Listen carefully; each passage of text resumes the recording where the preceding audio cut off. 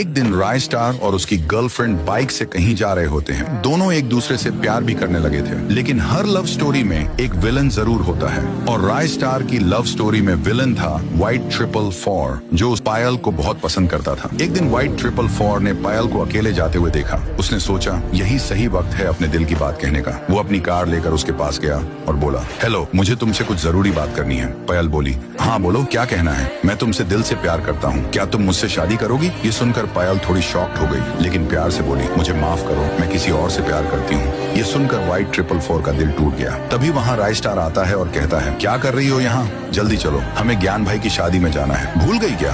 ओह हाँ, चलो चलते हैं। दोनों कार में बैठकर निकल जाते हैं, लेकिन दूसरी तरफ व्हाइट 444 गुस्से से पागल हो जाता है और कहता है, वो लड़की मेरी नहीं तो किसी की नहीं, और वो एक खतरनाक प्लान बना लेता है। शाम को ज्ञान भाई की शादी में राय स्टार और पायल मजे से एंजॉय कर रहे होते हैं। तभी पायल बोलती है, राय स्टार जी चलिए ना, मुझे घर जाना है। राय स्टार बोलता है, ज्ञान भाई मना कर रहे हैं, कह रहे हैं इतने दिनों बाद मिले हो, थोड़ा और रुक जाओ। पायल कहती है, ठीक है, तो मैं अकेली चली जाती हूँ। राय स्टार ड्राइवर को बोलता है, पायल को घर छोड़ाऊं। ड्राइवर और पायल निकल पड़ते हैं। रास्ते में ड्राइवर देखता है कि रोड के किनारे एक आदमी पड़ा है। कार रोकता है और जैसे ही पास जाता है वो आदमी उठता है और वही व्हाइट 444 होता है। वो ड्राइवर को मार देता है। पायल घबरा जाती है और कार से उतरकर भागने लगती है, लेकिन व्हाइट 444 के गुंडे उसे घेर लेते हैं। कहाँ जा रही हो जाने मन? पायल रोती है, मुझे जाने दो, मैंने तुम्हारा क्या बिगाड़ा है? लेकिन उन गुंडों ने पायल के साथ जबरदस्ती की और फिर उसे मारकर उसकी बॉडी के टुकड़े कर दिए। जिस हथियार से वो काम किया गया उसे राय स्टार के घर में छुपा दिया गया